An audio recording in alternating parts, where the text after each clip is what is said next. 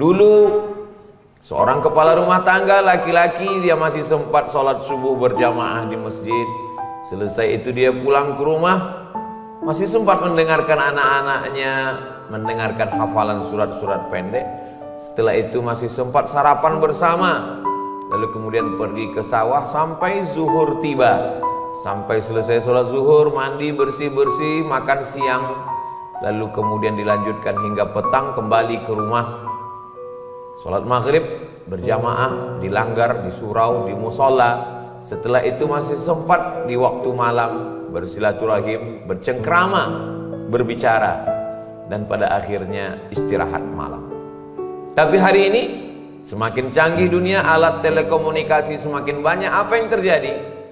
Yang katanya alat transportasi makin cepat, tapi justru orang makin cepat bangun.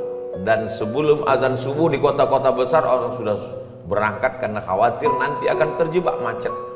Dan ternyata setelah sampai di tempat kerja, waktu subuh sudah berakhir. Hari pertama merasa berdosa, hari kedua merasa menyesal, hari ketiga sudah biasa-biasa saja. Lalu kemudian sibuk dengan pekerjaan, tekanan produksi yang begitu besar, ditambah lagi dengan barang mesti laku keras. Pada akhirnya waktu begitu cepat berlalu, dan pada sampai masanya tidak ada selera untuk makan, dan memang tidak ada waktu untuk makan siang bersama. Dan pada akhirnya petang pun tiba, ternyata waktu juga masih kurang. Akhirnya ditambah lagi lembur, ditambah lagi meeting, ditambah lagi dengan beban-beban pikiran yang begitu banyak. Dan pada saat pulang ke rumah macet petang karena semua sudah mulai keluar dari kantor dan menuju rumah masing-masing. Pada akhirnya sholat maghrib pun tinggal. Sampai di rumah letih, lelah, tidak lagi ada tenaga untuk keluarga. Lalu kemudian tak lagi ada kata-kata, tak lagi ada cengkrama, tidak lagi ada senyuman. Yang ada hanyalah tubuh-tubuh yang sudah diperas habis di kantor, di jalan, di pasar, dan di tempat-tempat bekerja. Lalu kemudian tidur. Aneh zaman saat masa akhir waktu yang sudah ditetapkan Allah Subhanahu wa taala. Tidur yang mestinya tempat beristirahat dari kerja, tapi karena terlalu lelah masuk ke dalam alam bawah sadar.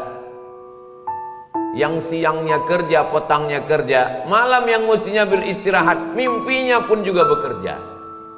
Sampai tidak ada lagi tempat untuk beristirahat. Hari berganti pekan, pekan berganti bulan, bulan berganti tahun.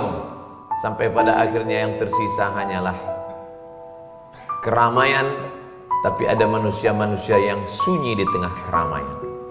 Pada akhirnya di tengah hiruk pikuk kota, mengakhiri di ruang ICU, nafas terakhir di tengah kesunyian. Sebagaimana dulu meninggalkan anak-anak di waktu kecil, pada hari tua pun juga ditinggalkan oleh anak-anak. Sebagaimana dulu sibuk dengan dunia kerja sampai disebut dengan workaholic, pada akhirnya dunia kerja juga akan digantikan oleh orang yang lebih muda, lebih bersemangat. Yang paling menyakitkan adalah yang pernah meninggalkan Allah Subhanahu wa ta'ala. Masih syukur kalau sempat bertaubat, kalau tidak maka larut, dan pada masanya juga akan ditinggalkan Allah Subhanahu wa ta'ala.